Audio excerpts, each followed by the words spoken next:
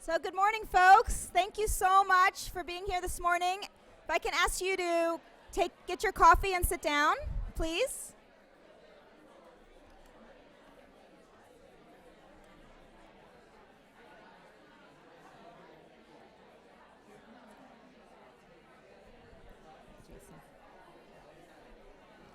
So this has been an incredible past 24 hours for us. So much energy going through the room here. It's fabulous.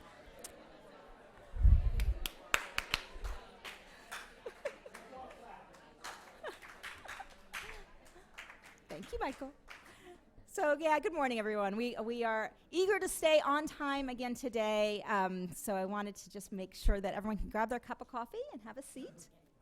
Oh, and more coffee is on the way. So yes, that'll be coming soon. So and it's going to become more interactive as the day goes on. So there'll be moments to get up and get some more coffee, get a little more food, all of that. We want to make sure you're as caffeinated as possible for the work ahead. This is going to be a day of doing a little more work. We want a lot of input from all of you. We want to hear what you are struggling with, what you're excited about.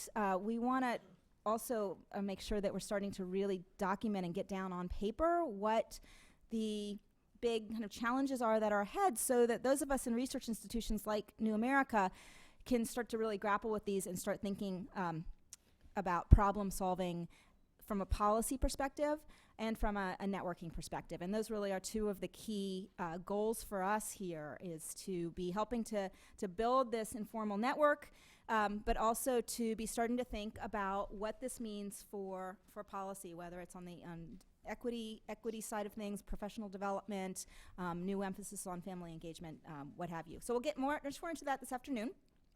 What I want to do right now, before I introduce our amazing speaker, keynoter for this morning, is I want to recognize and call out the incredible variety of cities and city leaders who are in the room with us here today. And I want to preface this by saying that here at New America, we've been, over the past year and a half, really working to try to rethink the think tank, so that we're not just this institution sitting in the middle of Washington, D.C., inside the Beltway with our heads down and a bunch of white papers.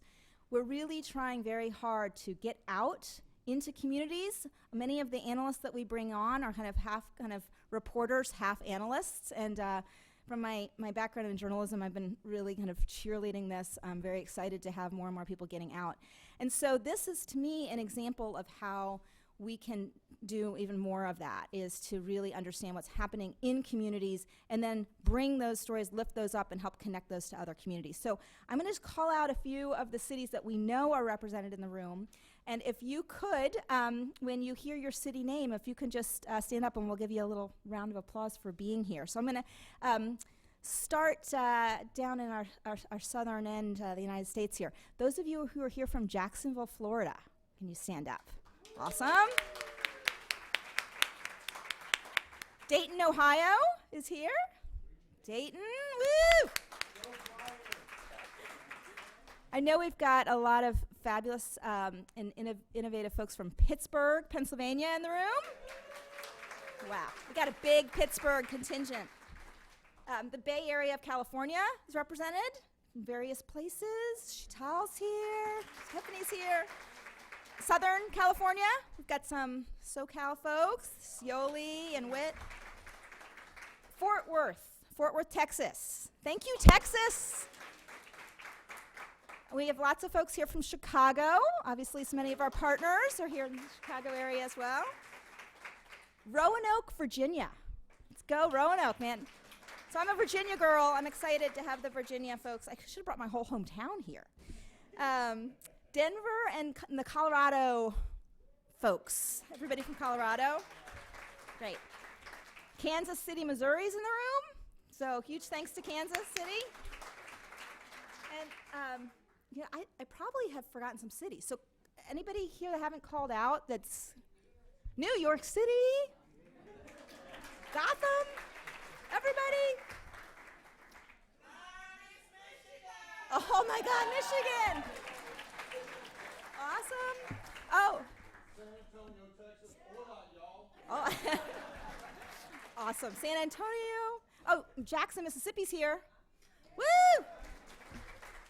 Some more Southern folks. All right. Anyone else? Austin. Ben Kramer's here from Austin. I don't know. This is giving me goosebumps. This is really, really cool. So thank you all so much for that. All right. So let's. I'm going to shift to just me talking a little bit about this amazing person who's going to speak to us for a few minutes, named Ralph Smith. Won't do much this because I want to make sure Ralph has as much time as he can to talk to you all. Speaking of being able to really network cities, what Ralph has done is really, really remarkable with the Campaign for Grade Level Reading. So it's going to be exciting to hear him talk a little bit more about that. Ralph serves as Senior Vice President of the Annie E. Casey Foundation and Managing Director of the Campaign for Grade Level Reading. And he's also a nationally recognized legal scholar and leader in philanthropy. He's a recovering lawyer, as I've heard him mention many times. So he is a member of the law faculty at the University of Pennsylvania with expertise in corporate and securities law, as well as education law and policy, and served as Chief of Staff and Chief Operating Officer for the School District of Philadelphia and as Senior Advisor to the former Philadelphia Mayor Wilson Goode on children and family policy. And he's the founding director of both the National Center on Fathers and Families and the Philadelphia Children's Network, and has helped to launch and lead what is now known as the Responsible Fatherhood Movement. So on so many fronts, Ralph has been there at the beginning to foment change and to lead so many of us in thinking much more deeply about these issues and how to actually really get something done for kids. So it's with great pleasure that I'll bring up to the podium here Ralph Smith.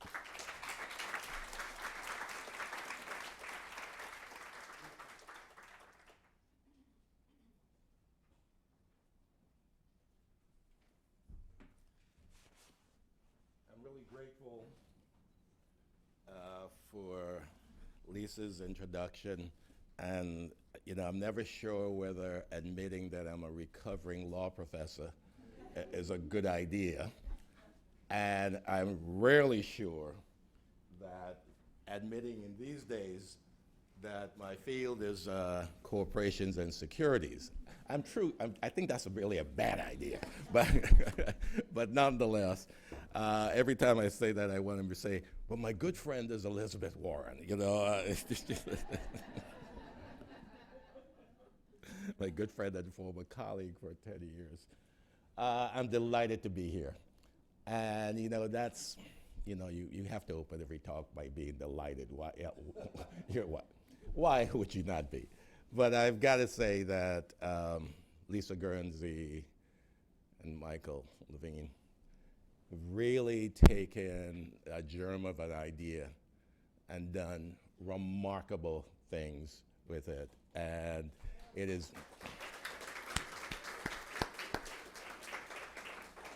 their leadership and persistence and imagination which brings us here today. I want to acknowledge that in the room, many of you know Yoli Flores, and so that if I'm standing here, there's got to be somebody, there's got to be a brain someplace around, and I counted Yoli really to provide the leadership, the ideas, and especially the work around parents. Thank you, Yoli. About 4 months ago, I had the opportunity a couple blocks away to stand in front, several hundred people representing the funders, the local funders of the Campaign for Grade Level Reading, and really thank them for the work they've done over the last 5 years. We're really pleased that these local campaigns are supported by well over 250 local family foundations, community foundation, United Ways, folks who are voting with their feet, putting their money on the ground, really supporting this effort. And Tanja Rucka and I were talking a little bit ago, and that this map, which now represents, I think, if it's the latest one, yes, 285 communities in 42 states, District of Columbia, Puerto Rico and the U.S. Virgin Islands. You put it up, and on one hand, it sounds like bragging. On the other hand, as Tanja knows, we put it up just to like pinch ourselves that when we started, and Tanja was right there with us at the beginning, we had no idea that this was even a possibility. And one of these days, somebody will write that the Campaign for Grade Level Reading represents a really brilliant plan that was flawlessly executed. And when that report comes out, look for it in the fiction section of your local library bookstore, because it would be pure fiction. We are as surprised as anyone else. But I had this opportunity to stand before this group of folks who had worked so hard, invested so much, and lift up the fact that in 94 communities around the country, there's tangible evidence of progress, that folks are moving the needle on readiness or attendance or summer learning, the three major contributors to reading proficiency by the end of third grade. And there's reason for considerable optimism. But you know, part of being a lawyer is that whenever you find that silver lining, you're looking for the dark cloud. And here's what I had to confess to these folks, is that the progress we were there to celebrate was in some respects an illusion.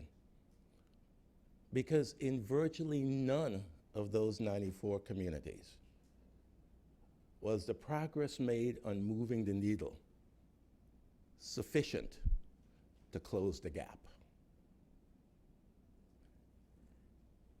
And that is a really important realization. And it really pushed me to recall the question that has driven me for the last 2 decades as I've come into this area, you know, and I spent a lot of time looking at the area, and one of these days I'll have to spend all my time telling you how a securities lawyer views this sector and this movement. And those of us from the private sector, we have fun. Give us 2 drinks and we have fun about this thing. But I came in and grew to really respect the folks who were in the sector. And that respect morphed into a question that really has driven me and in fact haunted me. How could so many people know as much as we do, spend as much as we do, care as much as we say we do, and accomplish so little for so many children over so long a period of time as permanently to compromise their chances to grow up, to be productive citizens, and effective parents? And the answer to that question was no less encouraging than the question itself.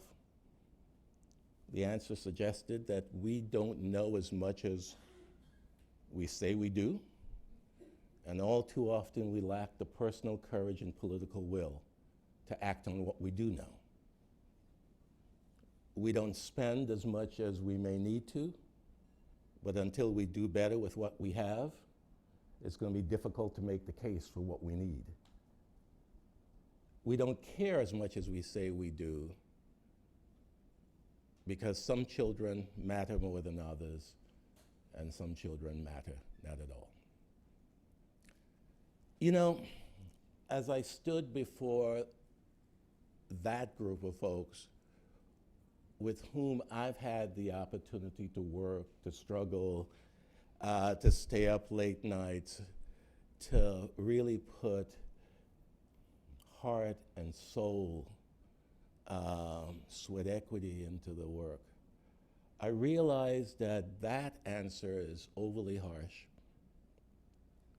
probably unfair to many, and is too simple a response to a problem that is both complicated and complex.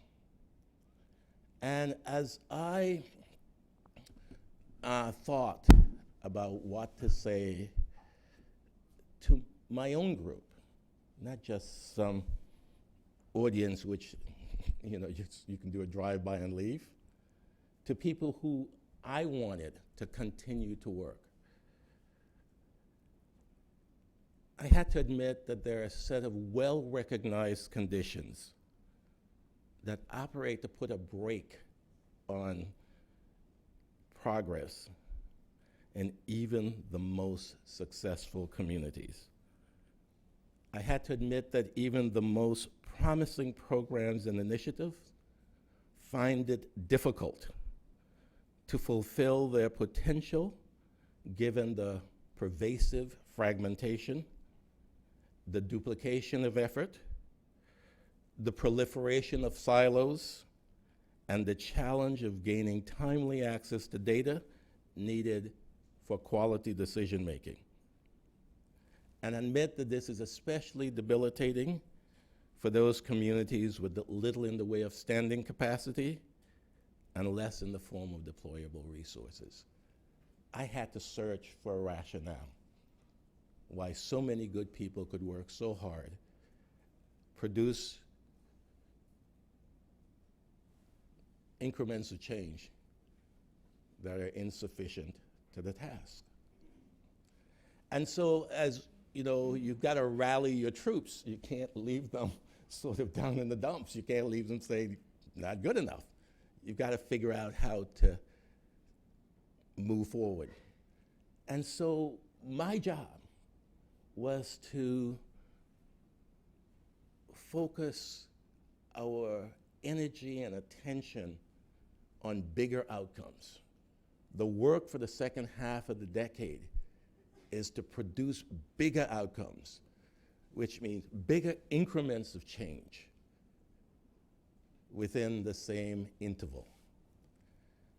And as, from a campaign standpoint for us, bigger outcomes mean doubling down on readiness, attendance, and summer learning.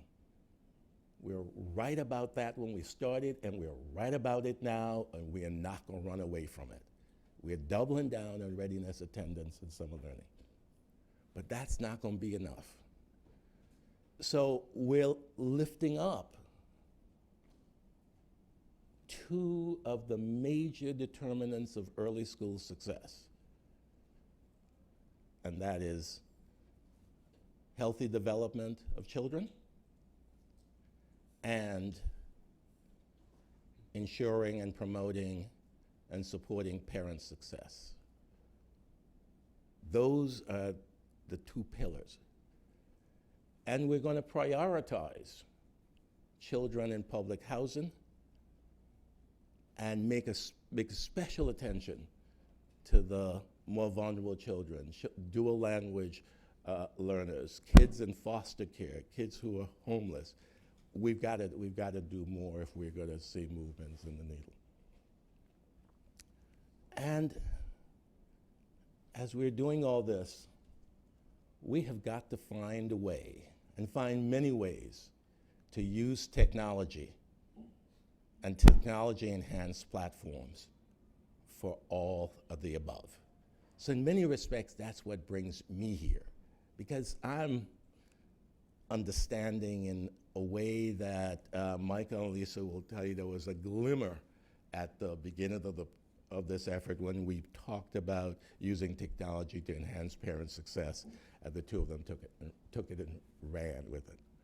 So that brings me here. And I love the energy in the room. And I really like this set of ideas, which says that we may use technology for new, different, and important interventions, especially interventions that can respond to the children who need 24/7, 365, two-generation supports and interventions. And when we say 24/7, 365, two-generation, what we've said is that the school-centric approaches can't work, because what do we know about schools? They can't do 24. They don't do 7. They don't do 365, and they don't do two-generation. So 24/7, 365, two-generation really communicates that we need new platforms. We've got to get health and public libraries and public housing developments and a whole range of folks involved in helping to move the needle on students and student outcomes. And there's some great ideas in this room and across the country for new products and services that will address this particular population. But let me raise the ante a bit.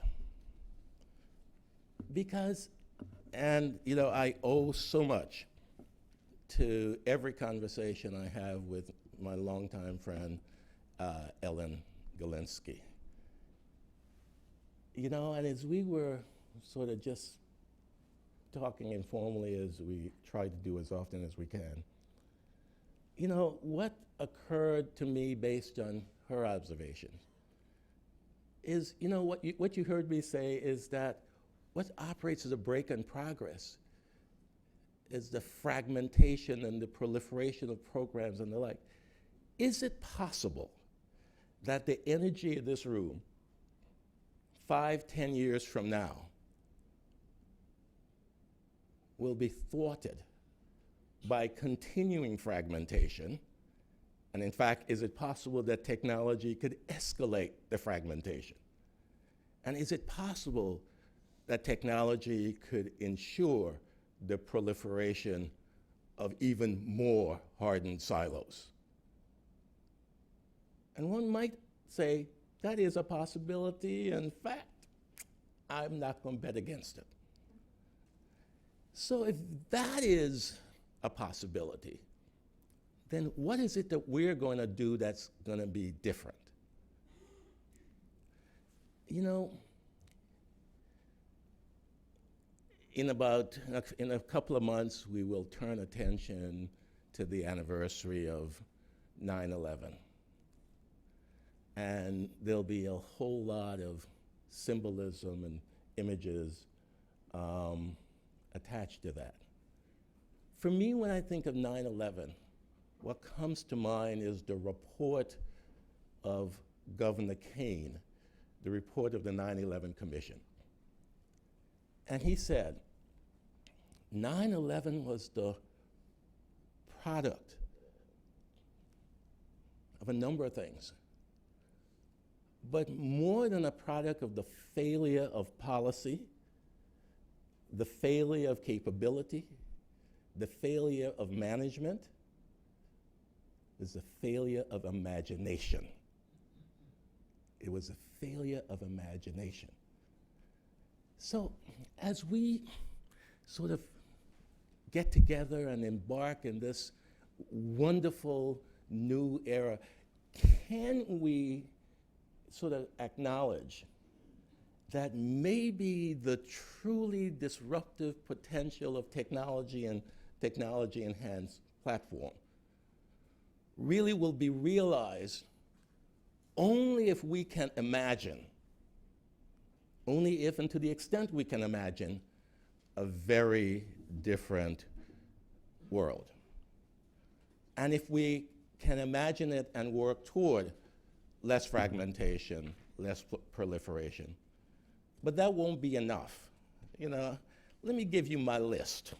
I made a list here, and if you have problems with the length of the list, blame my friend Ellen Galinsky, because I was thinking about her as I was making this list.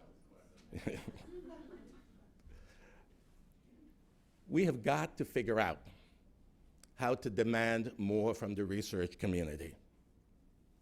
And we have got to resist research studies after research study that's disconnected from the world of practice, that ignores practitioners. The practitioners are just one step above parents, and we know how far away that is. Research that is driven more by the reality of the academic pressure to produce a dissertation than it is to solve a problem. We've got to worry and do more about an evaluation industry. And notice I say industry. An industry that continues to essentially do one thing. When it does it well, it tells us which programs and interventions help some low-income kids to do better than other low-income kids. But think back. How many of those evaluations really tell you anything about how to close the gap between low-income kids and the kids with whom they'll compete? Virtually none.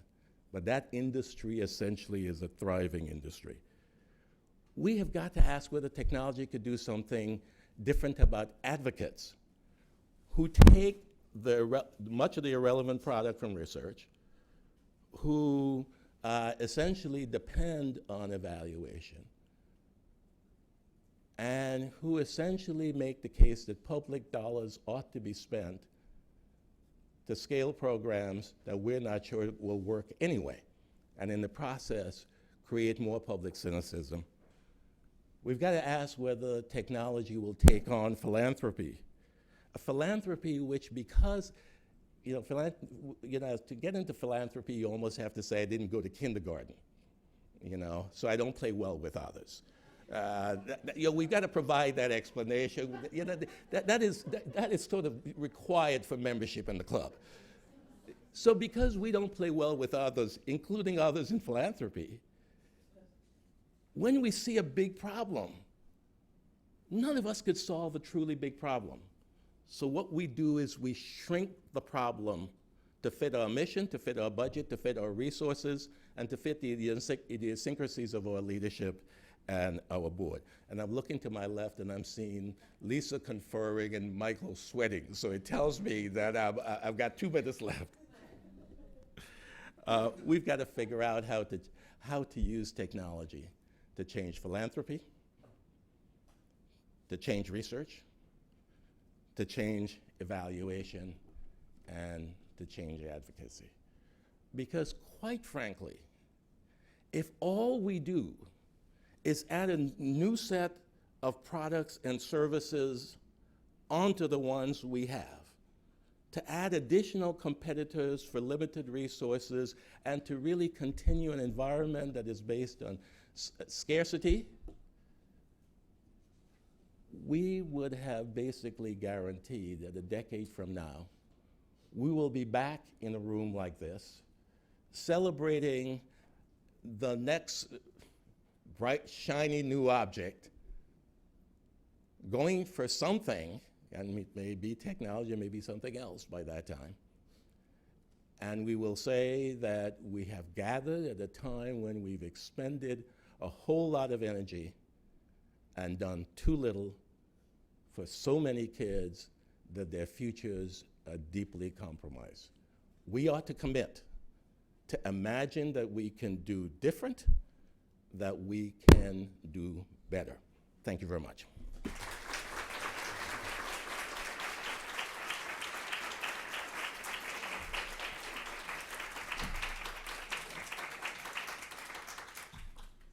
Thanks so much, Ralph. Always stirring, I think, to hear him talking about this. Renews commitment on many levels. I want to take a moment now. We're going to shift to a short but I think really helpful talk from Rebecca Parlakian around some new survey results from 0 to 3. And so I'll take a minute to introduce Rebecca, and then you can come on up here. And I think this too will just plant another seed, and then we're going to move from that into the breakout sessions so we can really start talking about all of this. So Rebecca serves as the Senior Director of Programs at 0 to 3. And she's managing a portfolio of privately and federally funded projects that are designed to support the healthy development of infants, toddlers, and their families. And prior to this role, Rebecca served as the Director of Parenting Resources, where she developed many high-quality resources related to parenting and child development. And as a mom who had my first baby in 2001 and then another in 2003, I was a devout consumer of these materials, so I just want to thank you for them. And she's been working on many other issues at 0 to 3, including the development of apps and trying to think about where digital media fits. But she's also part of this new survey and the results that come out of it. So now I'll turn it over to you, Rebecca, and you can tell us what it tells us. Thank you very much. I'm very happy to be here. So just as a frame, why a survey? So at 0 to 3, as you probably know, our mission is to support the healthy development of infants, toddlers, and their big people. And over the last 15 to 20 years, we've done a number of parent surveys. But over the last few years, we've really noted kind of a sea change in how millennials are engaging with the experience of parenting. And so we worked in partnership with our colleagues at Vroom and the Bezos Family Foundation to complete a comprehensive nationwide survey of parents to talk about what their beliefs and practices are and what their challenges are when it comes to parenting. And we took a different approach to this survey than we had to surveys in the past because we really wanted to truly hear the stories and experiences of parents. So in addition to the quantitative part of our survey, which was 2,200 parents nationwide, and we oversampled for 3 populations that we felt we didn't know enough about. And those were African American parents, Latino parents, and parents living in poverty. But in addition to that, which is what we had typically done in the past, we also did a series of focus groups in 4 cities across the U.S. in English and in Spanish with mothers and with fathers. And these focus groups were really discussions, 2.5-hour-long discussions about parenting. What is your experience? What do you believe? What influences you? And I'm happy to say that we learned so much from those discussions, and you're going to be hearing from some of those parents today. So without further ado, let's move on. This kind of takes us into our first finding, which is that there is more that unites than divides parents today. And that was a surprising finding for us just because the media is constantly pitting different parenting groups against one another, right? And so what our data showed at kind of the national level was that parents of various backgrounds and circumstances show strikingly similar levels of passion for their roles as parents and an even more common desire to keep doing better. The vast majority of moms and dads from all backgrounds say that they're good parents already across all segments, race, age, ethnicity. About 8 in 10 parents agreed with the statement, "I feel as if I'm a really good parent." At the same time, and with the same level of universality across backgrounds, nearly 9 in 10 parents say they're working hard to do even better. We also saw a lot of commonality in the challenges that parents are facing. Among parents of all backgrounds, circumstances, and education levels, about 6 in 10 said that figuring out the most effective way to discipline is one of their biggest challenges. And that's a theme that we are going to dive into more deeply today.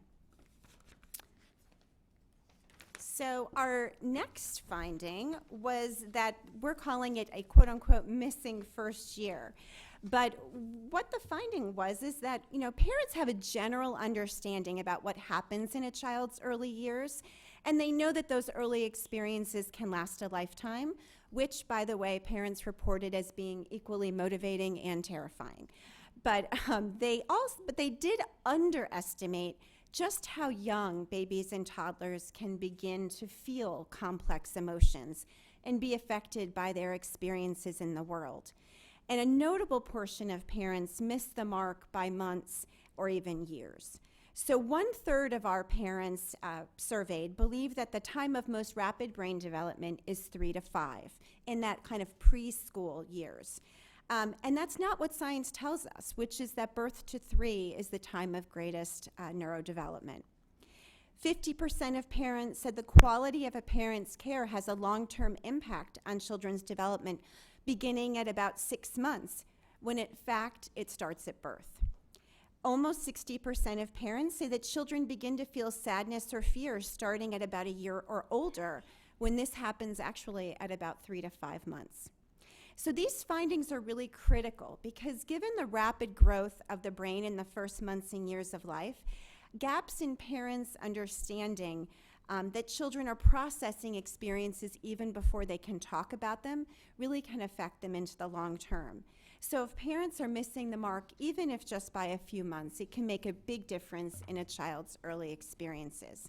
And that's because one of science's most important contributions over the last 5 to 10 years is that the quality of a parent's care, the quality of early experiences, the degree of responsivity from a caregiver, how sensitive and attuned that person is to the baby is a powerful indicator of a whole range of outcomes into the long term, including success in relationships, school, and work. So if parents aren't aware that how they interact with and respond to their babies matters so much, so early, they're less likely to be tuned into the importance of these responses. And our third finding theme is that, while parents underestimate how soon children are capable of feeling some experiences, sorry, this was all animated. Okay, I hate when I do that to myself. It's always a good plan when you're doing it, but so while parents underestimate how soon children are capable of feeling complex emotions, they actually overestimate the age at which children master some other important developmental skills. And we're calling this the expectations gap. So about half of parents, 43%, believe children can share and take turns before age 2. And well over 2/3 of parents believe children have this ability before age 3. In fact, if you've worked with children like we have, we see that this skill develops between 3 to 4. And if you've ever driven on the Beltway, you know that it happens sometime before the age of 75. So, and then about over 1/3 of our parents said that children under age 2 have enough impulse control to resist the desire to do something forbidden. And over half of all parents said this happens before age 3. In truth, most children aren't able to master this until 3.5 to 4. And, I think we're probably all guilty of this to some extent. I know at one point my daughter woke up when she was a toddler. She woke up at 4 o'clock in the morning once demanding waffles. And my husband rolled over and turned to me and he said, "I'm going to handle this and it's not going to be the 0 to 3 way." So, it happens to all of us, but, I think what we think is so important about these findings is the expectations gap. So if parents interpret the meaning of their child's behavior from the point of believing their child is capable of that, they may respond from a more punitive place than if they understood a behavior in the context of typical development. And that's what we think is really important. Parents, in truth, are dealing with limit setting all day, all the time with young children. And their responses can either be supportive to learning and guiding or be punitive and have a child really feeling bad. And we want children to focus on the learning piece of discipline because that's going to be supporting their development over the long term. And that really leads us to the question of discipline. And parents reported feeling a real dilemma when it came to finding discipline methods that work. In essence, what parents told us is that, they are using harsh methods, but they don't like to. And they're experiencing a catch-22 because even parents who are using harsh strategies don't feel good about it and report that these strategies don't work. So, they also are saying, yes, we recognize that shaming isn't a good strategy either, and we recognize that shaming doesn't work, but they don't know what else to do. This is what the central struggle is. And I wanted to share a video, again, some parent voices from our focus groups. This particular clip features a parent who echoed what many parents shared during our discussions, and that was reflecting on the impact of her own history. So we can play the video.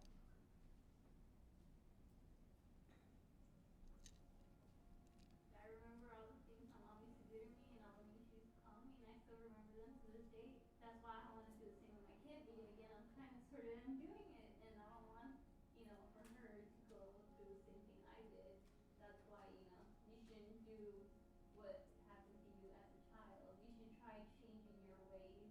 That way, maybe, you know, if you change your ways and you do it in a positive way, your child can grow up to be anything or anything she wants, you know, like, or even better, you know? And that's pretty much my goal, for her to be something better than me, better than, you know, I want her to go to school, college, be somebody in life. I don't want her to be like, you know, in jail, doing drugs, locked up, or just a waste of space on this earth. So here we see both the challenge and the opportunity. Parents are making discipline choices they don't feel comfortable with because they just don't know what else to do. And I think this is really the sweet spot for us, for community organizations, to offer parents the relevant, reliable, research-based information that engages parents as partners in understanding and solving these dilemmas. So I have about 5 minutes left, so I'm just going to kind of go through and give some additional top lines. But essentially, we learned that parents want more information about effective discipline techniques. And I think that also includes anticipatory guidance about how the toddler years are tough, and there's no solution that's going to work every single time. And many strategies take repeated and consistent use to really to experience the effectiveness of the intervention. And that's something that can be very hard for parents. Parents want to be respected, not feared. They want to feel competent. They want to be able to handle challenges in ways that will support their children's development. And they want to learn.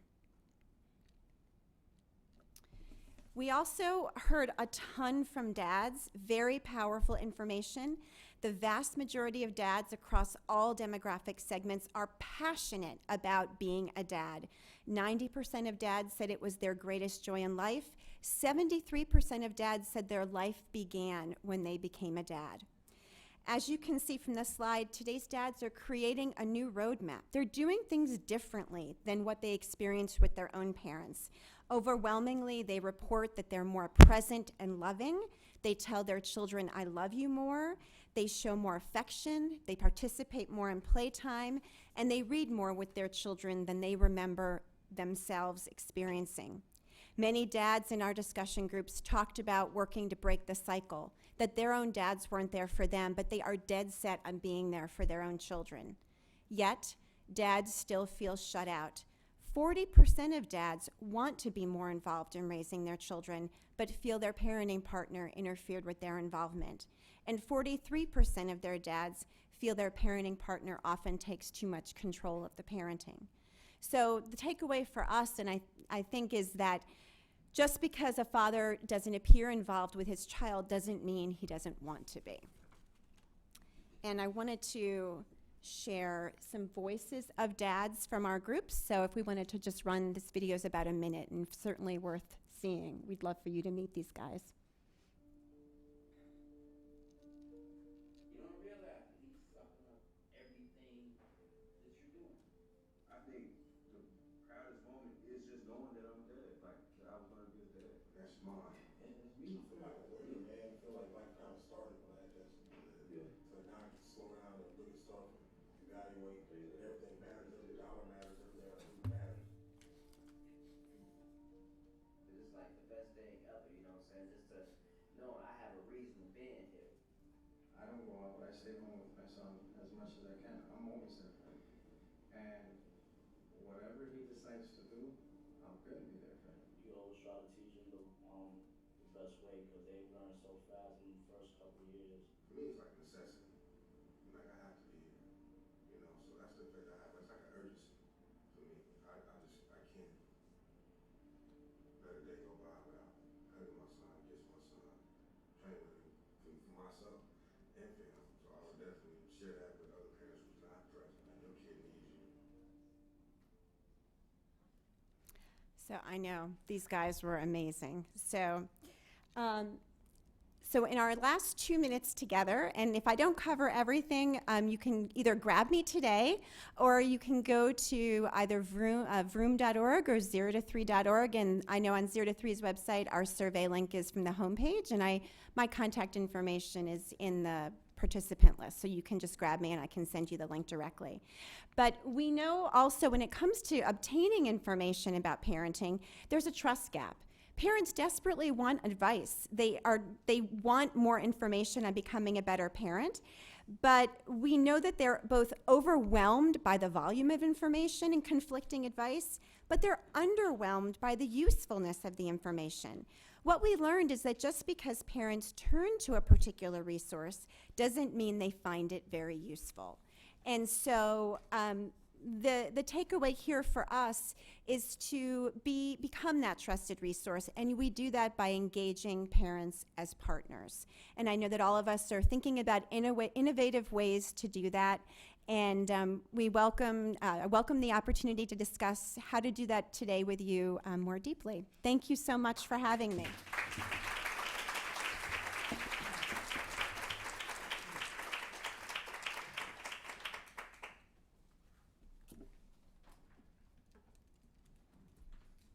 Wasn't that great? I'm crying. I mean, it's just really, really something. Thank you so much, Rebecca. That was really, really fantastic. Okay, so just one more session before you guys get to sit and digest and, bring your, issues really to the fore for the rest of the day. And this is, I think, a real treat. I want to invite my panel to come to the stage. So this panel was originally called Scaling Success and Learning from Failures. And I'm going to submit a change of panel idea here. We're going to call it No More Shiny New Objects. But seriously, this is, so those of you I've been speaking to last night and this morning are all calling for, let's get a deeper dive into what's actually going on in community-based programs, what's going on in research-informed programs, how are we thinking about whole communities. And this is a panel to begin this discussion. So beginning on my right, and she's been quoted today and should be quoted often, is my friend and colleague, Ellen Galinsky. She is a remarkable person. She has taken on a new role recently. Some of you may not know. She is now the Chief Science Officer at the Bezos Family Foundation, and is the mastermind behind many things that you'll hear about today, including, of course, Mind in the Making and the next phase of Vroom. To her left is Dr. Jeanette Betancourt, my colleague at Sesame Workshop. Jeanette is a Senior Vice President at Sesame Workshop, whose remarkable commitment to community engagement and philanthropic impact you will be hearing about. She'll be talking a bunch about, I think, Sesame Communities, which is a really, really interesting initiative that is just really getting an incredible start. Tony Radin, who is the Chief Marketing Officer? Senior Vice President. Senior Vice President, that's wrong. Senior Vice President of the Ounce of Prevention Fund. I know, I looked at that and said, really? Did Tony get a different role? Anyway, Tony Radin, who oversees many of the research and scaling opportunities at the Ounce of Prevention Fund, which is based in Chicago but operates around the country. Claudia Haynes, who is a youth services librarian, and Homer, Alaska, remarkable place. I wish that you could see more about where she comes from. And also the co-author of Becoming a Media Mentor with Ken Campbell, a book that's coming out rather soon. Next week. Oh my gosh, okay. By the way, there's another report from the libraries, which we'll be mentioning in a moment. And Kristen Burns, who's the Associate Director at the Grable Foundation. Claudia's going to be talking about media mentorship, which is a really, really interesting concept that's getting a lot of legs. And Kristen is going to be speaking a bunch about the Remake Learning initiative that Pittsburgh has pioneered and is a model, I think, for the rest of the country that's beginning to grow. So I'm going to stand up here because there's not enough room on the stage, but also to kind of sort of direct this really, really interesting panel. And everybody's sort of going to start with an opening statement of, I told them 4 minutes. I'm going to keep them to it. Mainly about the work from their vantage point that they're doing that's most important relating to the themes of the conference, but also to really sort of dig into some of these challenges, these big challenges and opportunities that sort of are associated with early literacy, family engagement, and the uses of technology. Lots of you have heard a bunch about Vroom over the last day. I mean, it was just on the last slide. Mind in the Making is an important partner with Vroom, and so Ellen is going to begin with a little bit of a discussion about these two really interesting programs that are scaling, and then we're going to move from there. There are also some materials that are being handed around from the really interesting community engagement work that Vroom, Mind in the Making are doing, as well as Sesame, that will get around to your tables. Ellen, what do you have to say?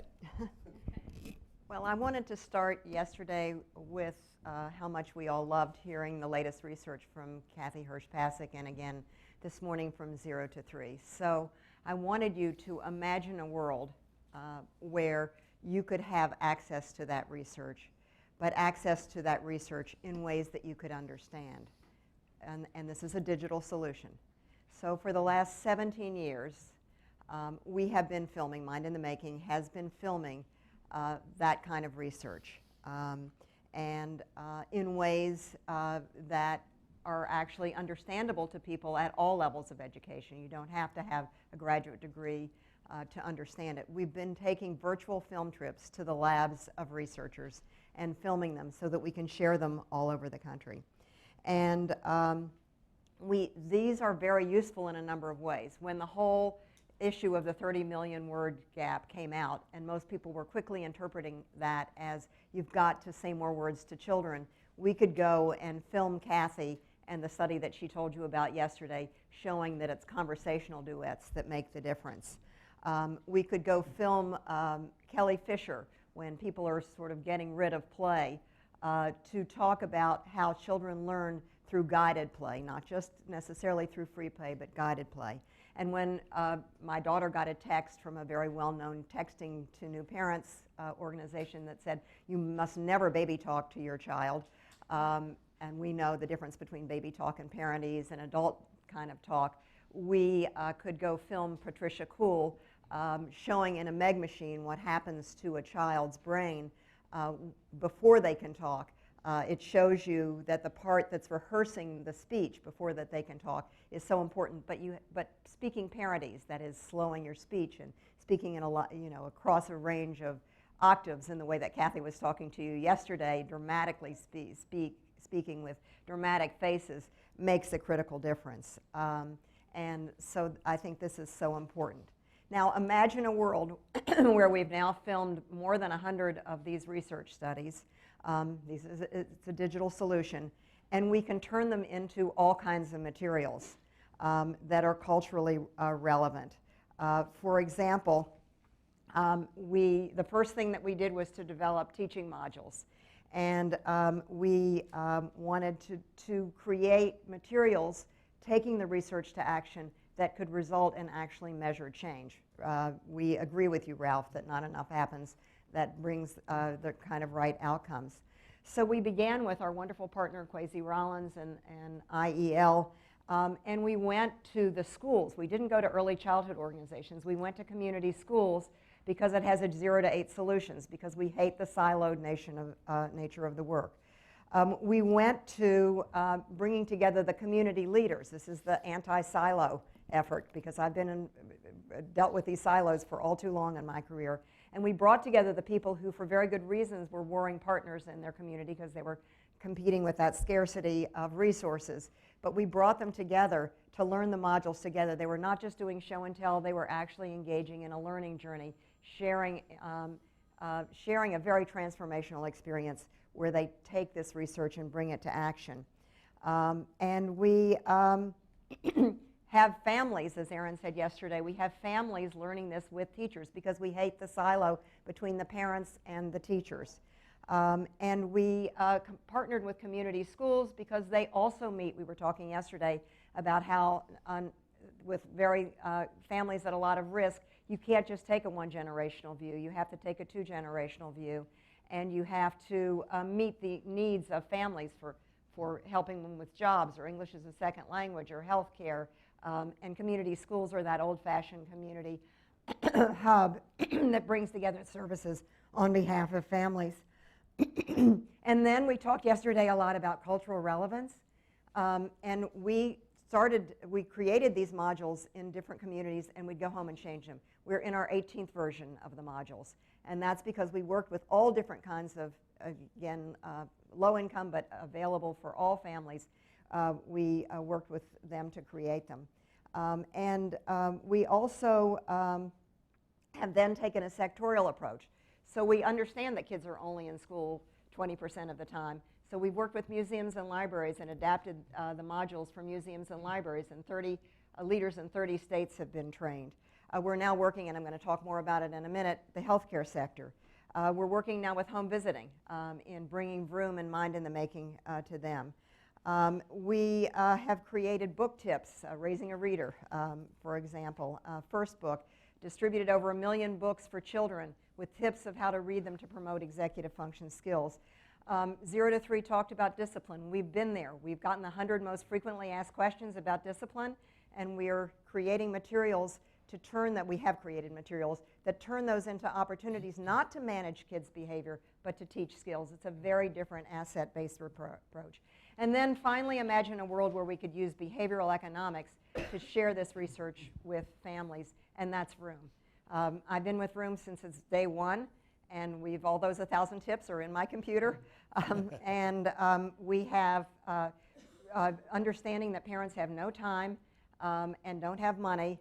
We've taken the moments that families always had and are embedding these with tips, with an app, with on products, on Goya, on Johnson & Johnson, many more to come. So that's what we've been doing. And it's a 17-year. I hope it's not a bright, shiny new object, but we always try to keep it shiny by addressing the latest problems. Great. And we're going to get to your notion of a mistake or a failure in a minute. Jeanette. Thank you so much, Lisa and Michael, for allowing me to be here. I think I'll start off with the failures, all right, and my world of dichotomy in Sesame Street. When I introduce myself, there's a big smile of Sesame Street and a discussion of what favorite Muppet may be. And yet, a lot of the work that we do around community and family engagement, usually the response, which will be on my gravestone, was, I did not know you had that. And so our greatest failure, has been really the comprehensive work that we do around community and family engagement. Our work is really divided into 3 areas. We look at early learning basics, and that really includes language development, literacy, early math. We look at health, really all the components that improve children's well-being health-wise, nutrition, physical activity, oral health, asthma, lead poisoning. And then we have a 3rd bucket that we look at, and that are those really extreme challenges that all children face, but particularly those most vulnerable. And that includes everything from grief, the death of a parent, even by suicide, food insecurity, autism, incarceration.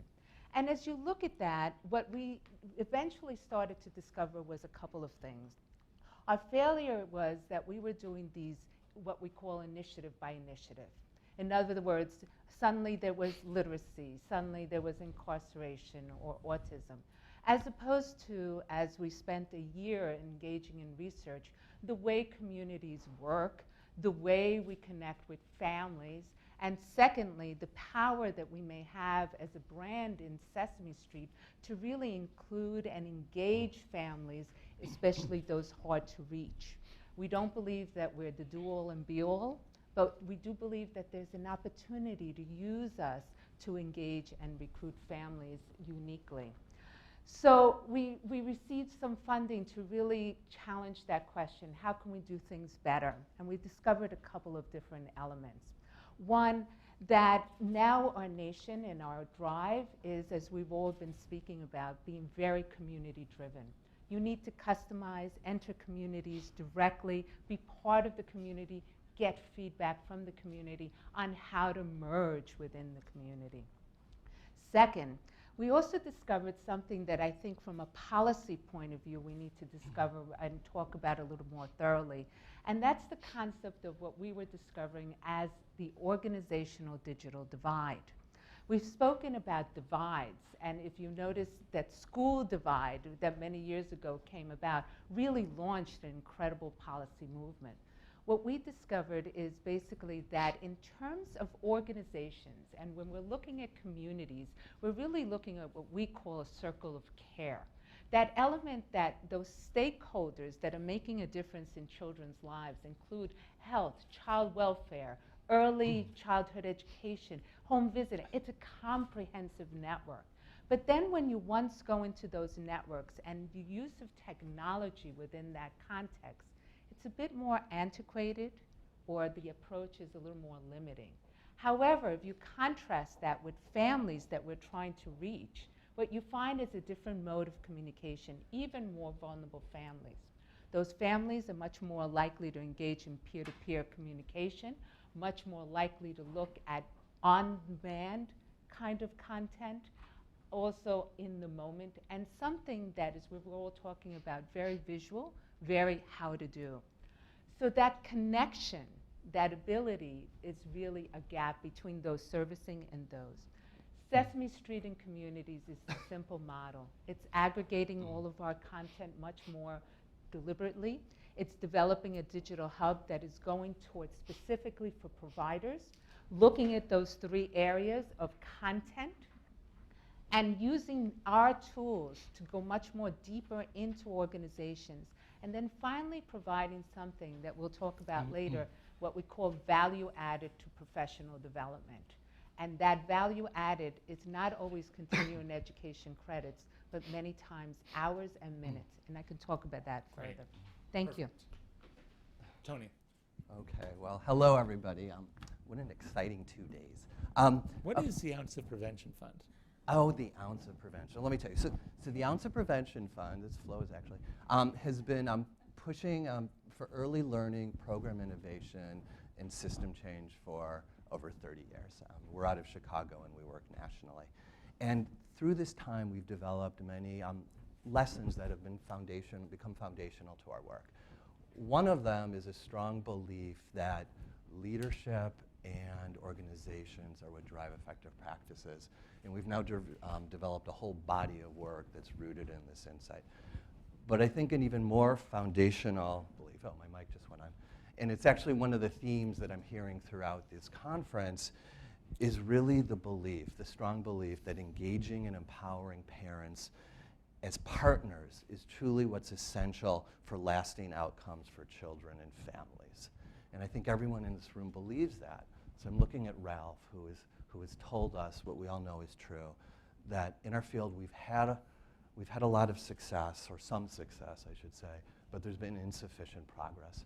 And when we look at the outcomes, who here can disagree with that? And so I think we're coming together because we all are excited by the potential that we see in technology. And it is truly an exciting time in our field. But my point that I'd like to stress is that an even more important component that we need to be thinking about is how we can bring more rigor and creativity to how we're engaging parents and really partnering with them in the educational process.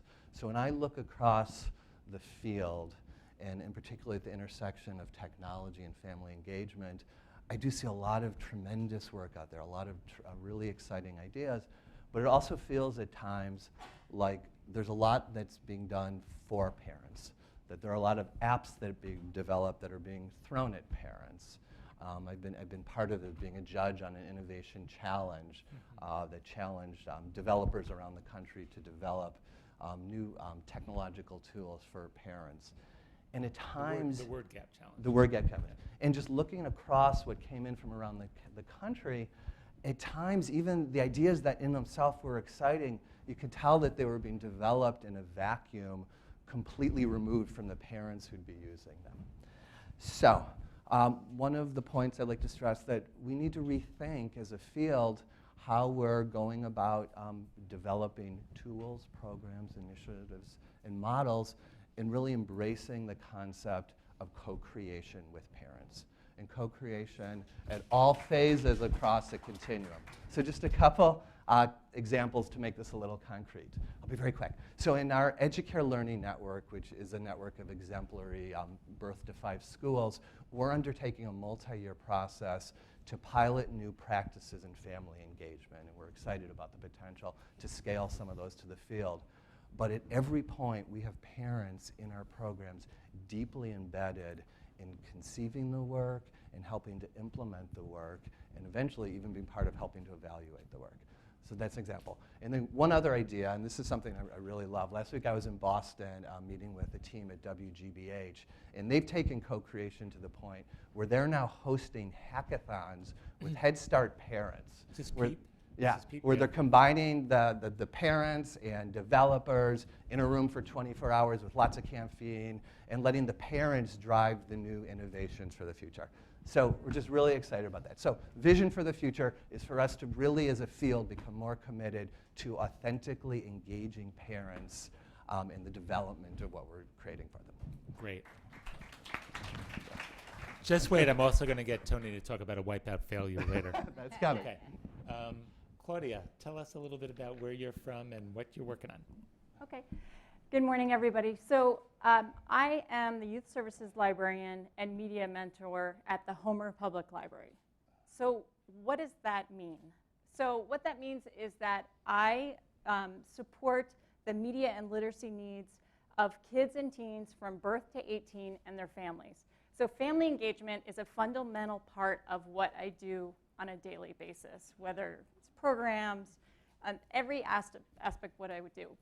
But what that looks like in Homer depends a lot on what Homer is. So I just need to give you a really quick look of Homer. I don't have any pictures, so I'm going to help you paint a picture. And it won't be an odyssey. Please continue. It will not be an odyssey.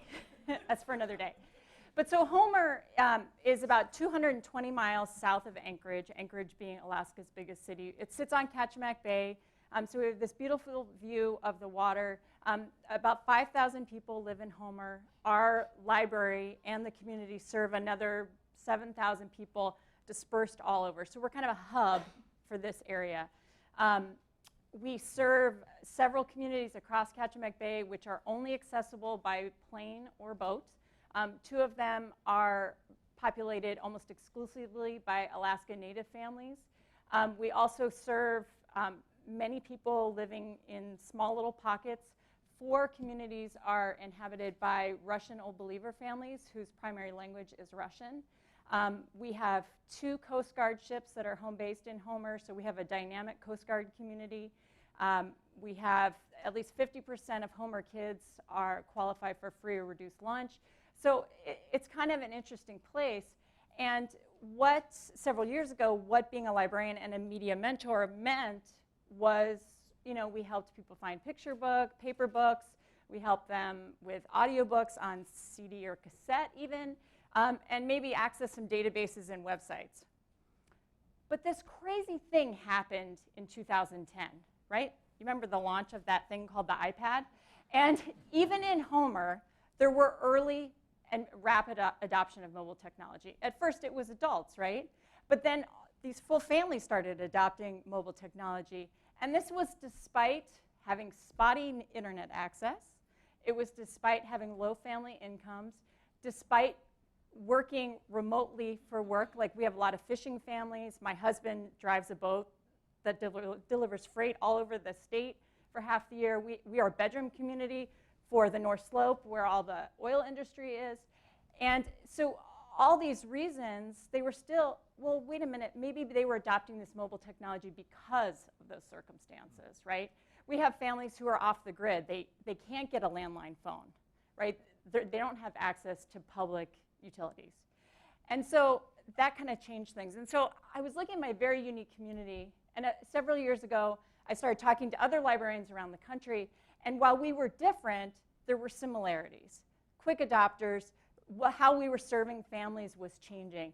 And a group of us came together under the umbrella of Little Elit, which was this kind of grassroots think tank. And so we came together just to share what research was out there, share promising practices, and really share successes. Hurry. So what media mentorship... Your only chance to talk. Yeah, no, what media mentorship looked like on a daily basis. And at that point, we weren't called media mentors. We have Lisa to thank for that. Because a few years ago, she gave a TEDx talk where she described what a media mentor is, and she specifically called out librarians as well-suited for that role, and we said yes. The Association for Library Service to Children jumped on board with that, had a few of us write a white paper to kind of engage the library community and say, this is what it should look like. And then Ken Campbell and I worked with the association over this past year to take the white paper the next step and say, these are concrete examples of what it looks like to engage families and be media mentors. Great. And just wonderful. And just so you all taking sort of rapid notes and things like that, we're going to pull together a resource that gives links to things like the ALCS paper and the new books, and there's a lot of resources in the room, and we're going to do some consolidation and some cohesion work to follow up with you all. That was great.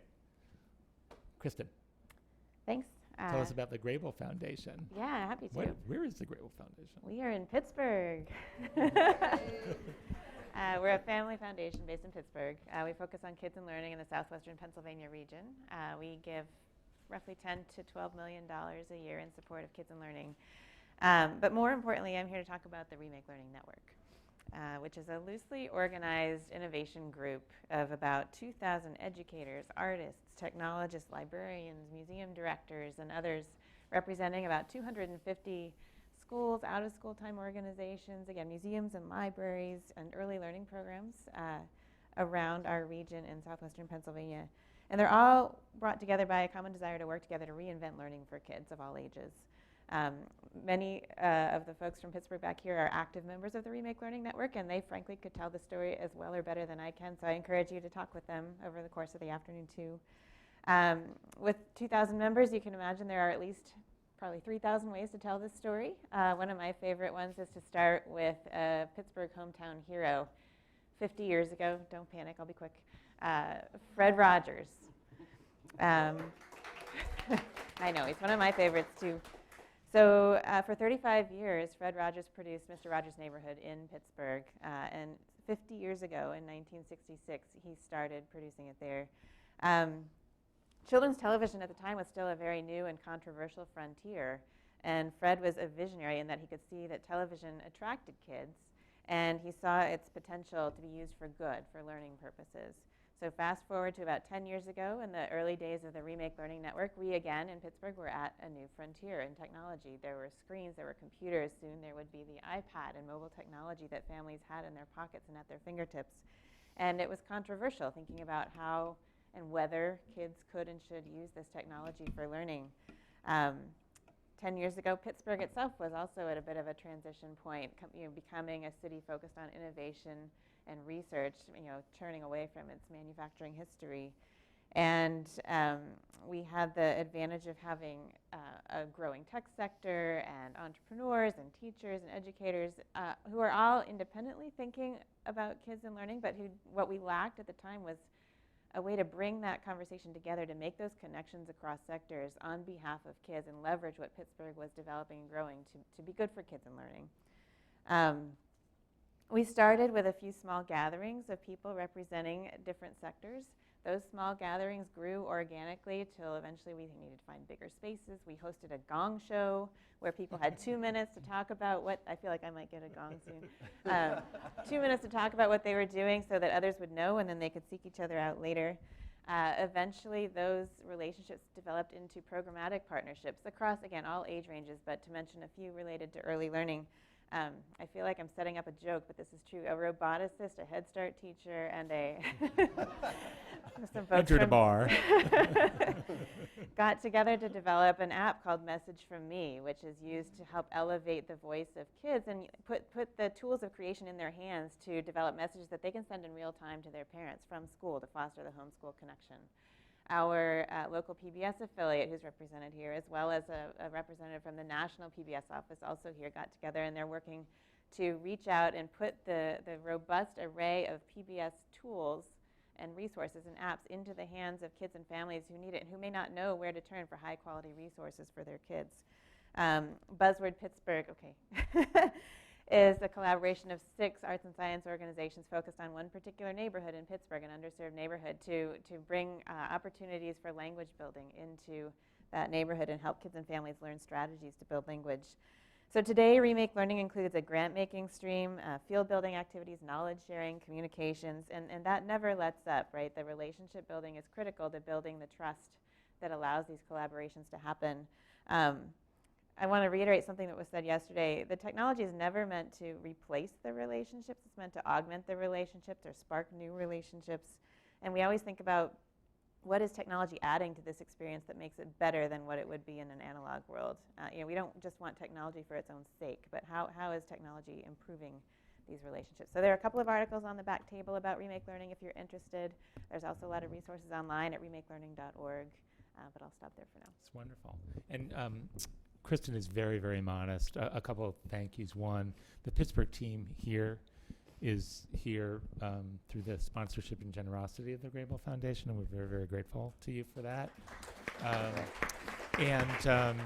Really, I mean, this initiative has been recognized. The winners of, for example, the Disruptive Innovation Prize for, city and community change. That's awarded by the Disruptive Innovation Foundation. So, well done. So, I'm going to sort of get around to all of you on this issue of, what are you most proud of, and which mistake or which failure did you learn from? I mean, obviously, it's a faceted, multi-sector initiative that you described as kind of growing like Topsy.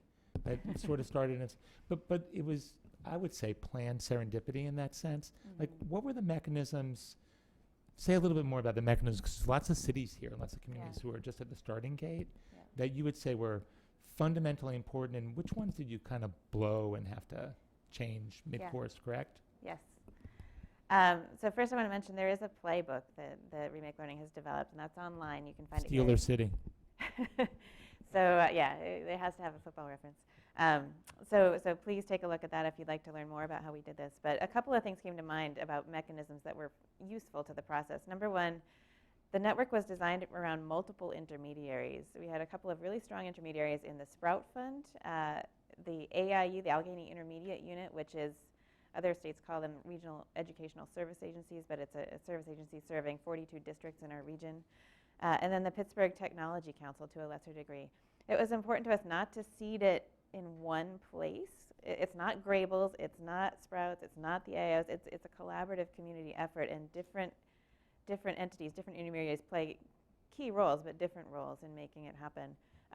Second, we learned early to embrace the messiness of the language, right? It's about technology, it's about STEM, it's about STEAM, it's about maker education, it's about tinkering.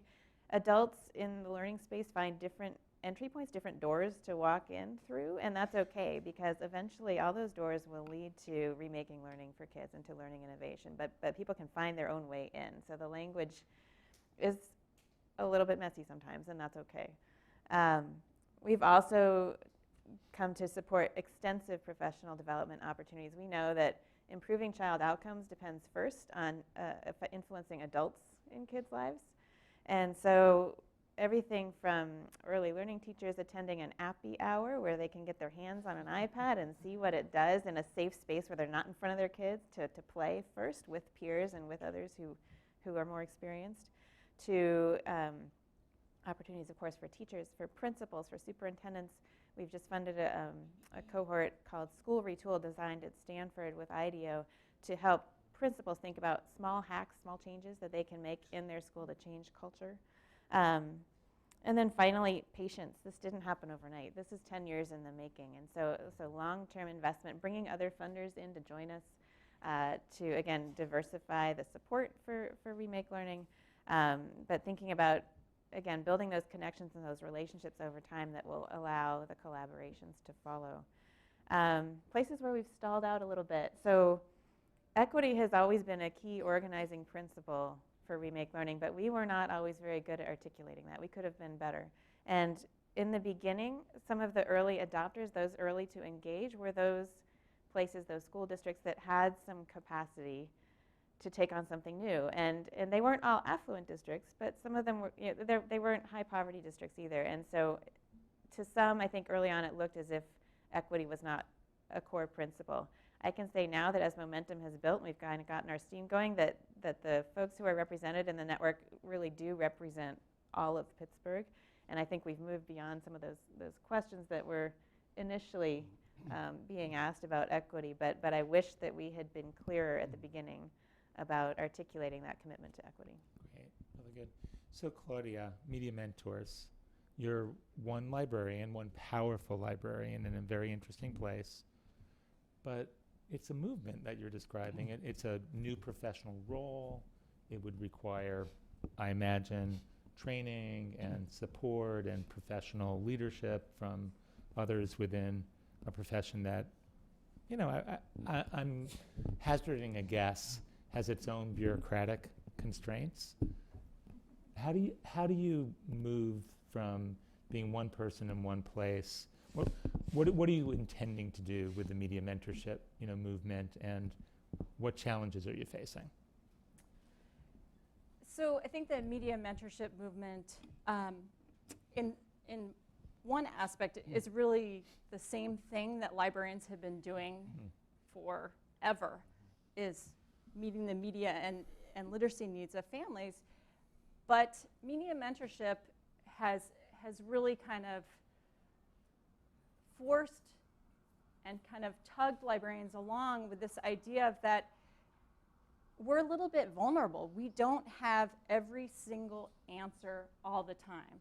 Things are changing rapidly, and we have to learn along with families in a lot of cases, but use this expertise that we have to apply it not only to new formats, but to new ways of connecting with families and the way they connect with media and literacy.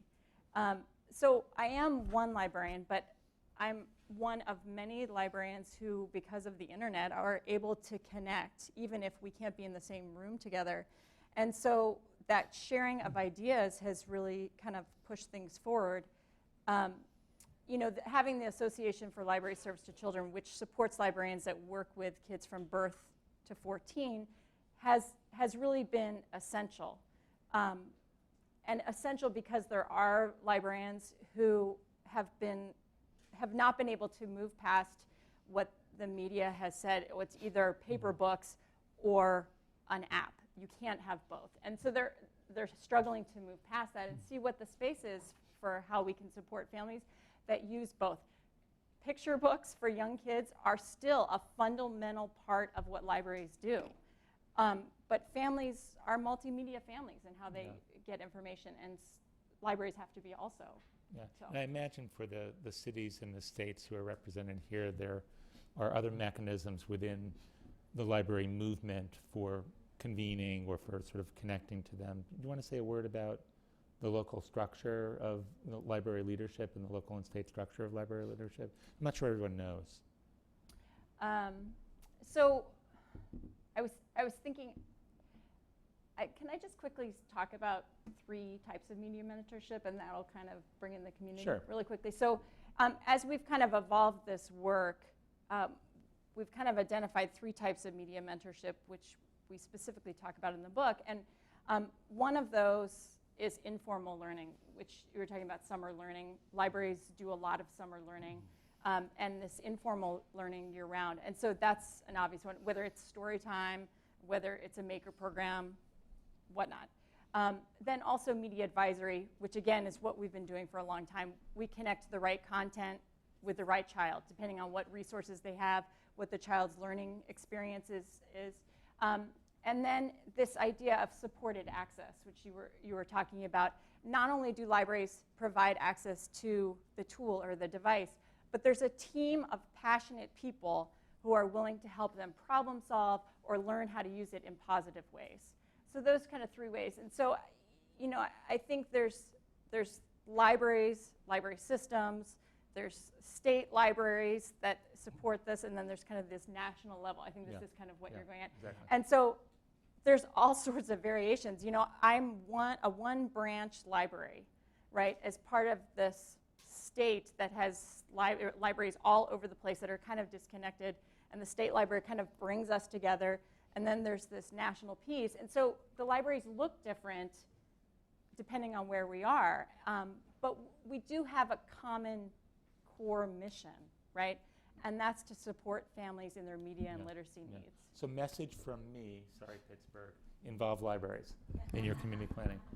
Tony, so it's like 3 decades of experience. You haven't been at the Ounce for 3 decades, but the Ounce has sort of been evolving its R&D and it's really strengthening community-based practices. Your point about parent involvement is fundamental. Parent leadership, parent co-construction.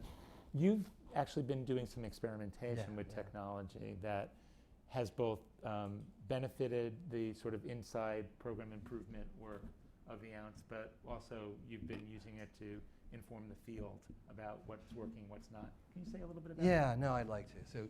So Michael asked me to give an example of how we learn from success and failure, and I'm going to integrate it in one approach. So a couple years ago, we became very intrigued by the potential of new technologies, in particular texting, to support parents in engaging their kids in at-home learning activities. We had seen a lot of innovations that were happening, in particular internationally in the health sector, but it was still an open question how texting could be integrated into early learning programs. So we ended up connecting with this educational entrepreneur, this serendipitous connection, who had created a pretty basic SMS platform to push out prompts to parents that gave them daily tips of engaging activities they could do with their kids.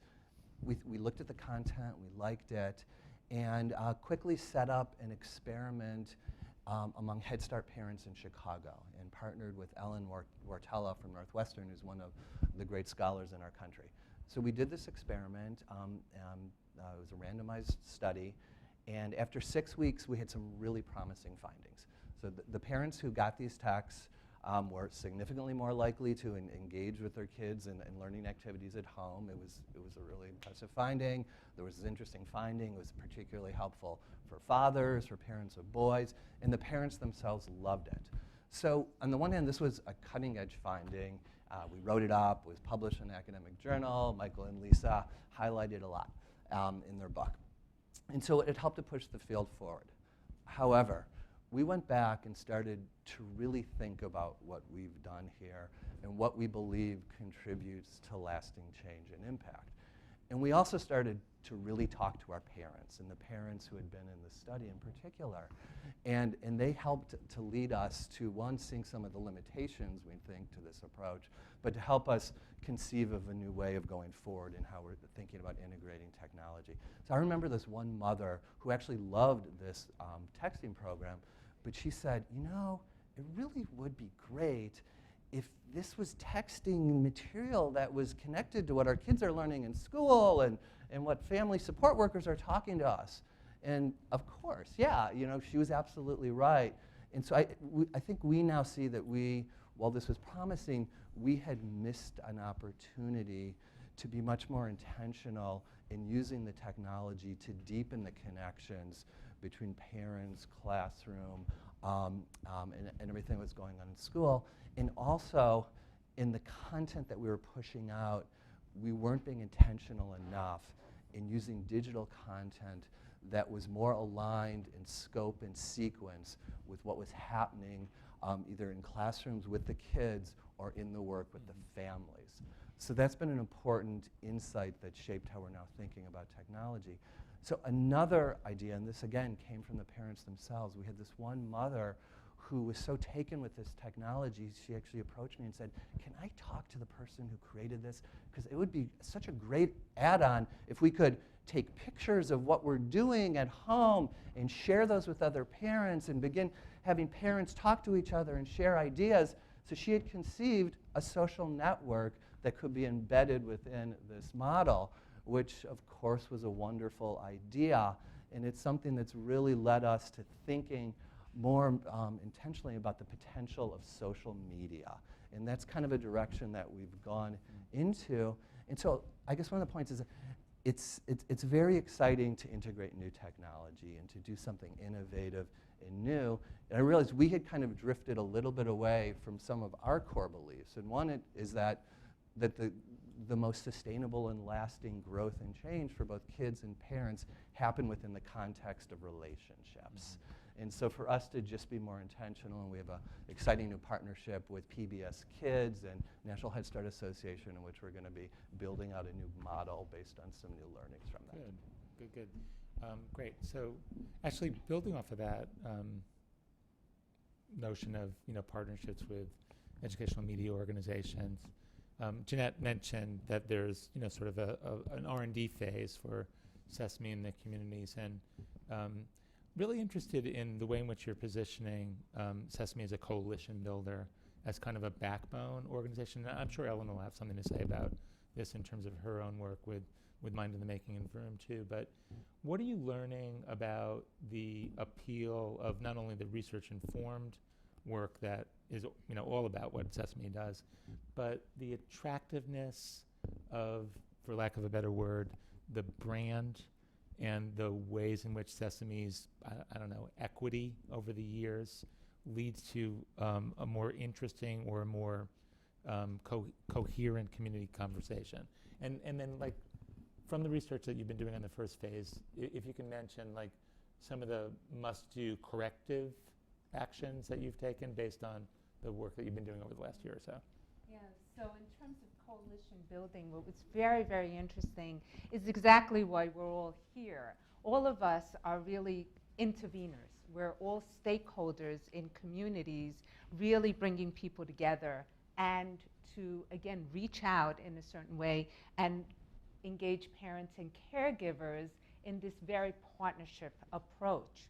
What we found as an ability is that when Sesame becomes a facilitator within a community to bring different networks together, it's a very hopeful and aspirational positioning. In other words, it's really because there is not a particular direct agenda from Sesame, but rather one to bring people together to discuss how to be most effective within that community and really drive greater and deeper family engagement, but also with the consideration that many of these organizations and systems are already stakeholders within those communities and how to be respectful of that.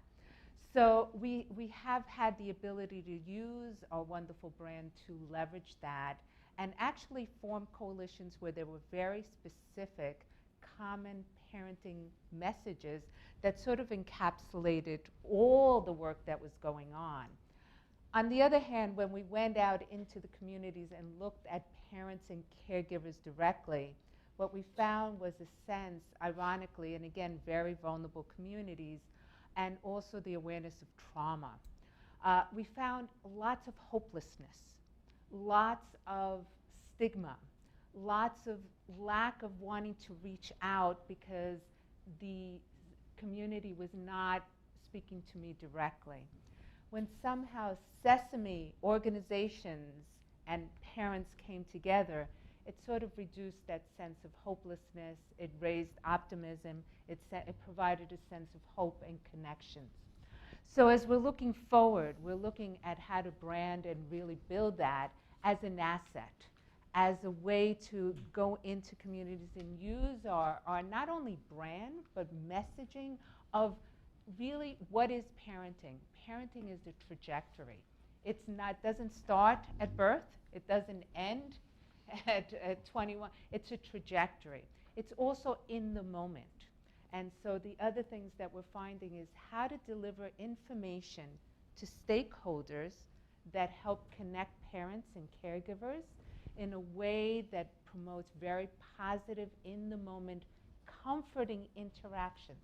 And that's what we found. In the end, when those parents and caregivers are most vulnerable, what they asked more was, how do I give comfort to my child? Even before readiness, even before any other component, is how do I become a parent that is comforting my child in particularly these very traumatic situations. Yeah, thank you. So Ellen, 17 years, and personally, I'm so proud that I was working with you, especially at the beginning of those 17 years. Longer than that. It takes a while. It takes a bit of a village, but it also takes an inventive strategy once you're ready for it to take off. And so I'm just interested in your perspective on Mind and the Making of Vroom have really taken off. I mean, vroom, vroom, vroom, in terms of how much, how many communities are involved in this, powerful combination now. Why did that happen? What's important for others who either want to partner with you or who have complementary strengths who can do something else to learn from your experience? And where did technology play a role? Was it an accelerant? How is the high touch, very, very extensively researched work that you've done blend effectively with the high tech? I think it's both low touch and high touch. I don't think they can be separate. The reason that I think it's taken, Jackie always calls Vroom, Jackie Bezos calls Vroom the opening act and Mind in the Making the deep dive, and we think that goes together, back and forth, back and forth. I think that it's the conception of your role, it's the conception of your approach, and then it's the decision making all along the way that have led to what we're doing. We see ourselves as research adventurers. That is, we are happier with what we don't know than what we do know. And we don't call it, we started by calling it co-creation, but now we call it citizen science, which is that everything has to be developed back and forth with the people with whom you're, we're learning, they're learning, everybody's learning, and we're all on, Erin calls it a learning journey, we're all on a learning journey. I want to start with one big mistake that we made that led to, I think, a very important direction in why it's taking off. When we first started, it was after you and I, Michael, worked on the I Am Your Child campaign and helped to try to create the notion that learning didn't start at school. Now we've gotten down to 3 or 4. We still need to go to before birth to do this. But we started by thinking about how to translate the research into action. And we hired an organization that had been very successful, research known to produce results. And they created a curriculum for us that started, this is in 2005, 2006. They started by creating a curriculum. Here's what I'm going to tell you. Now I'm telling you, now I told you. And we went, no, no, no, no, no, no. And we went out and we talked to families and teachers. And the thing that we learned there was, you can't start with the kids. You have to start with the adults. If we really want a change that sticks, if we really want that kind of, okay, we're going to be back in the same room in 10 years talking about the same problems and we haven't made the impact that we want, we can't start with the kids. We have to start with adults. So we start with taking people on a very emotional, personal journey about their own executive function skills, and then we get to the kids. And that came, now 10 years ago, from talking to teachers and talking to families. I want to use Mount Sinai as an example. We're taking it out into the health sector. We know that it's better to start with younger doctors than older doctors. We were able to transform our learning modules for the whole hospital system, but not for pediatricians and particularly not for residents because they don't have enough personal experience. They're young, they don't have families, they remember being children, but they're not parents yet, by and large. They've got to learn all this medical stuff, they're pretty overwhelmed. And so what we decided to do, and this is this iterative process, was to build the information about child development into the well-child visits, into the scripts of well-child visits, then have exemplar videos, and then have the precepts who work with them give them feedback on, did they actually look for that one good thing that the parent was doing? Did they, because we build on assets, did they remember that the father was in the room if he was, or the grandmother was in the room if she was? It was not all hi mom stuff. And yes, we've been in the fatherhood business together, Ralph, for a long time. And my husband was ignored at every pediatrician visit that he did with our children. Even when I wasn't there, he'd say, "Tell your wife." The doctor did. So yeah, I feel that really strongly. And we're still in the middle of this adventure. We're not quite sure where we're going to go.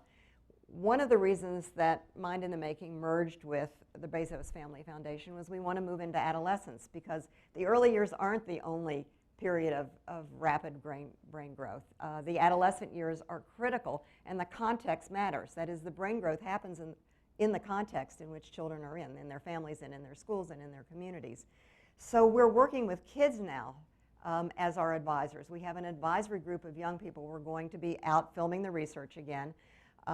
But we're having the researchers explain it to young people themselves, and we'll be developing a curriculum for schools where kids can learn the science of their own development in ways that help them learn these skills and help them thrive. So we're always on an adventure where I'm happiest when I don't know more than I do know, because it's so exciting. And then you begin to make a little bit of headway. So I think the reason that we're growing and figuring out, well, should we partner with this community or that community, is always, what can we learn from it? What difference can we make from it? And can we evaluate it? We do research, like we're in the middle of a rapid cycle trial, which we'll do with Deb, and we're also in the middle of a random school assignment trial. So we're learning from this to figure out, both from our own experience, but from the research, what we can continue to do better. So, okay, on this subject of no new shiny objects, and keeping in mind Ralph's vision of 10 years that we want to avoid, let's talk for a couple of minutes about making you guys even more adventurous. Let's make you venturesome. So yesterday there was a panel, and Jeanette, you missed it, but about ESSA. And what are some of the real flexibilities and possibilities in using ESSA in sort of an integrative, visionary way for young children at the beginning of that developmental sequence, as Ellen just described. Okay, we've got $5 million to invest in family engagement, family strengthening, early language development programs. Where does tech fit into there, if at all? And all of you don't need to answer this, but if you were investing in this area with the opportunities that ESSA and public-private partnerships might provide, I'm going to begin with Kristen because she's an investor. What are you betting on, and is technology a must-have or a nice-to-have? So it was tempting in response to this question just to say, see my grant history. Which you can see. This is what we do, right? We think about this question a lot. I'm going to go back to Fred Rogers. He believed then, and we believe now, that technology is a medium that has great potential, for good or not if we neglect it. And I think that it's time right now for us to invest in making sure that technology is co-opted for good for these kids, that it's co-opted for good learning experiences for families. So I don't think it's just a nice to have. Yep. I think it's critical. Yep, but you created something of an umbrella for a whole range of different investments. So, think about that because it's unusual. Others, like your investors now, Jeanette. I would really love to see something that we saw around schools, and when we started looking at technology, was really technology or media analysis on the state of media analysis within schools. We have not done that from an organizational point of view. Really, what is the state across our nation of key stakeholder systems that are influencing young children, and what is their state of technology? Mm-hmm. And I believe that if we're looking at that on a national level, we have an opportunity to then really reflect what we use and how we use it and what the needs are. Yeah. Any questions or comments from the audience? No? That's interesting. Wait, so that's fine because I actually have a. We need to get a microphone your way. Okay, go ahead. Even though it's for the live stream. For the live stream. It's coming. Thank you.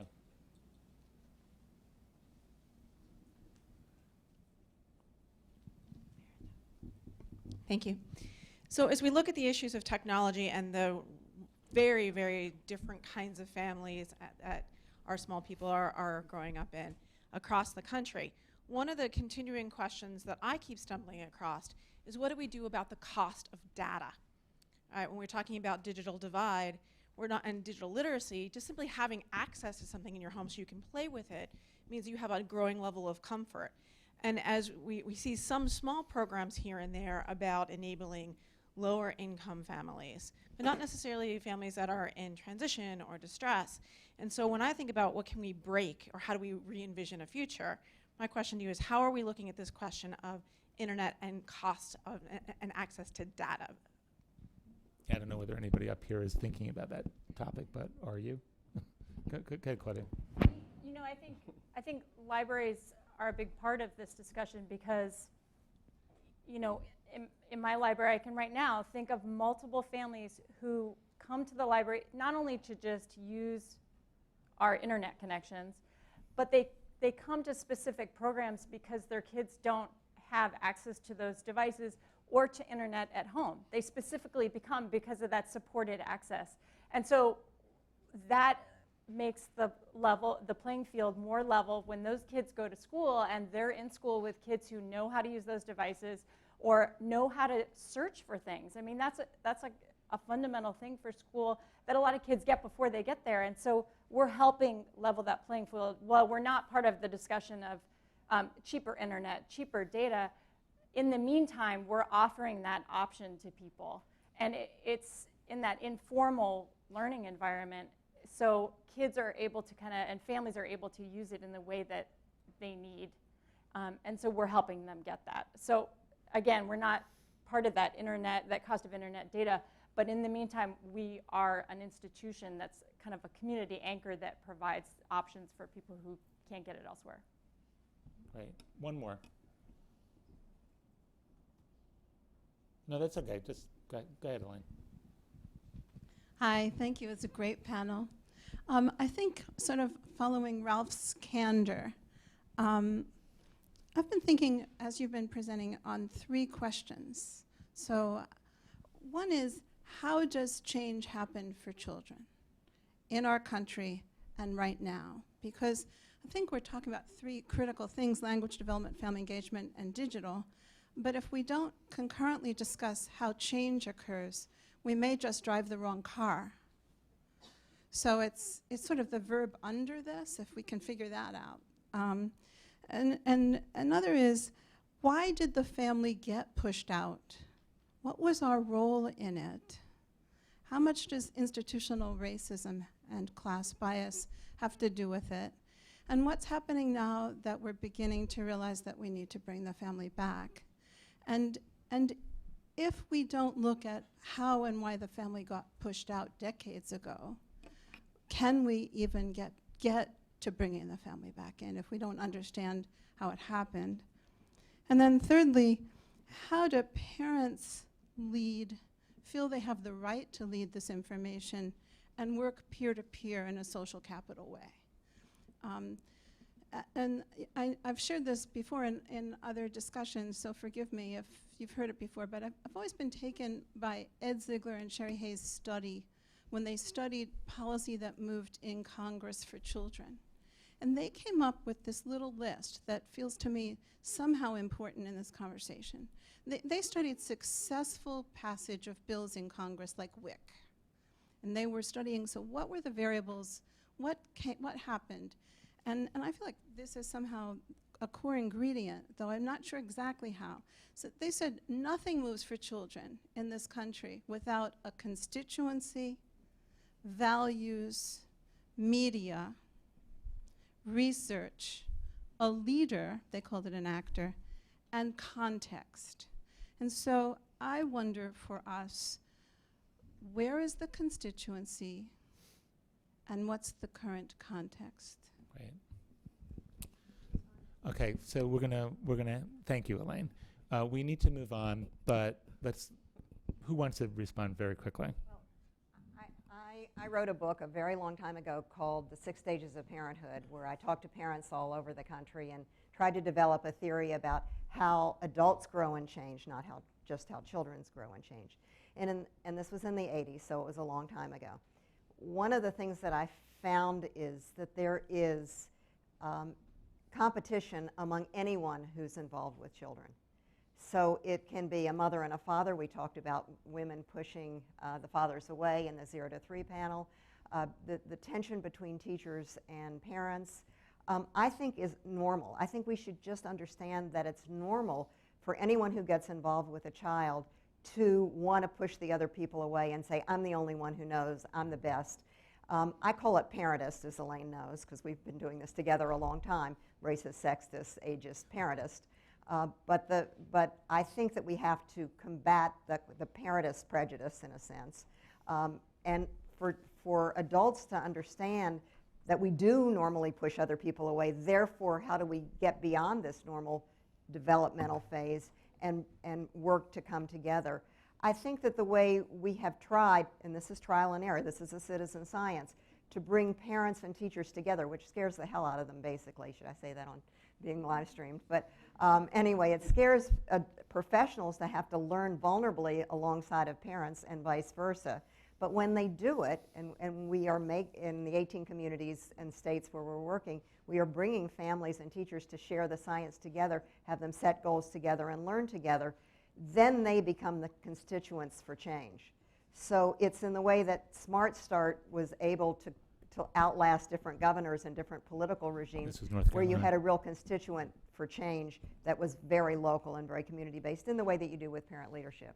Okay, so I think that's a great segue for the discussions that we're going to have in our smaller groups. I can't tell you how much I appreciate the insights and the leadership of this panel, and can we all just give them a round of applause?